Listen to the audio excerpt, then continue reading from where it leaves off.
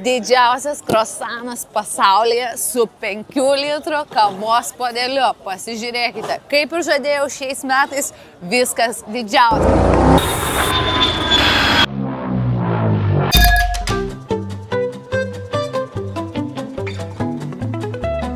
Krosanas atrodo įspūdingai, kavytės jau truputį paragavau, pakelti puodelį realiai labai sunku, vos įmanoma. Pasaka. Krosanų ir kavos kaina buvo 140 eurų. Tikiuosi buvo verta, pažiūrėkime, kasgi viduje. Ar bus daug p***daro, kas svarbiausia. Krosanas tikrai labai sunkus, žinokit, gal kilogramas ir manau bus. Wow. Isn't it great? Čia yra 2 įdarai su šokoladu ir su p***acijomis.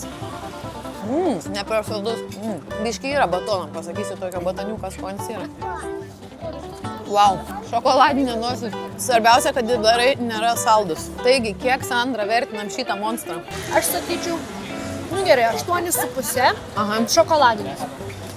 Pistacija man šiaip, nežinau, 7. Man abudu patiko vienodai, 7,5 duočiau. Labai nešvarus valgymas, labai nepatogu, nepraktiška. Kaina didelė, antrą kartą nesisakyčiau, bet dėl video kogi nepadarysi. Mėly žiūrovai, uždėkit širdelę už šį nuostabų suvalgymą. Like, share, subscribe. Būtent. Davai.